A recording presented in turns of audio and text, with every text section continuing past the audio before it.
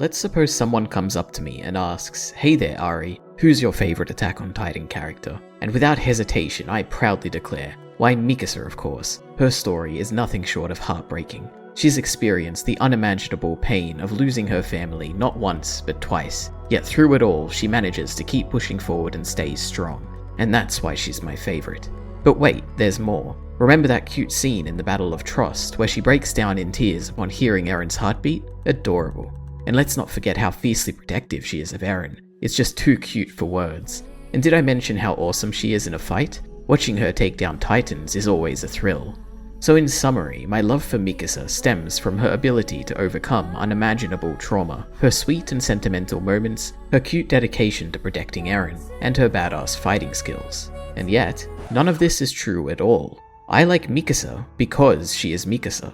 In other words, there is a Mikasa in my mind that is deserving of adoration, but simply spouting facets of her character to justify my love of her is just probing at this more holistic representation that can never be conveyed. For the author is dead, along with objectivity, and so my understanding of Mikasa is unique to me. There is no way for me to convey it, for it is the amalgamation of the entirety of my experience of her, conditioned on my life experience. I can't explain why I like Mikasa, because no one else experienced her character the same way that I did. I can only touch on reasons that scratch the surface of her character as it exists in my mind. But what I find more interesting is that none of this is true either. I don't know why I like Mikasa. I like her because I like her. Any reasons I provide are not an explanation for how I formed the representation of Mikasa in my mind, but a sort of confabulation, a post-hoc rationalization to justify this inherent, unexplained feeling of loving the character of Mikasa. Don't get me wrong, I truly believe it deep down in my heart when I say that I like Mikasa because it was incredibly adorable when she cried on hearing Eren's heartbeat. I truly do believe this. But in this self-reflective rant, I am suggesting this to be a self-delusion, a reason that is completely and fundamentally based in nothing. I am retroactively trying to justify my feelings after they have occurred.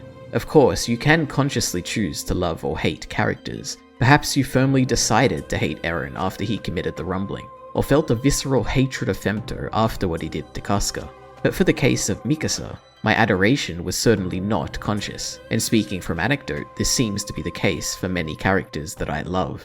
If we probe the field of psychology, this post-hoc rationalization may stem from cognitive dissonance, where a person experiences discomfort on having contradictory attitudes, beliefs, or behaviors. Consider a person who smokes cigarettes even though they know it's harmful to their health. A person who is against animal cruelty, but still eats meat.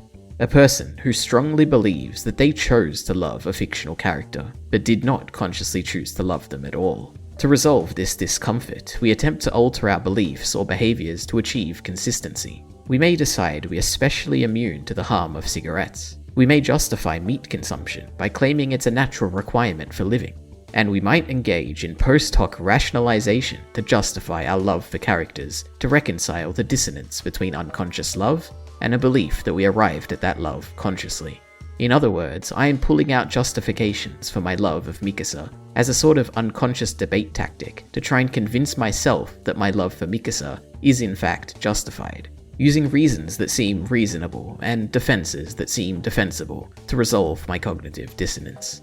To end, I want to make a symbolic parallel to an interesting neurological condition called Anton Babinski syndrome. A person is blind but denies or is unaware of their blindness. For instance, a blind woman who, when asked about her surroundings, will confidently make incorrect statements about the presence and placement of objects around her. More generally, ask a patient with Anton Babinski syndrome to make a decision based on visual stimulus that in reality they can't see, and they will provide justification for why they made their decision based on a sense of vision that they do not possess. So too do we provide reasons for liking characters, though no reasons exist internally. So perhaps the next time you hear me say I like a character, know that I'm just trying to convince both you and myself that I have a good reason for liking them, when in reality I truly have no idea why I like them at all.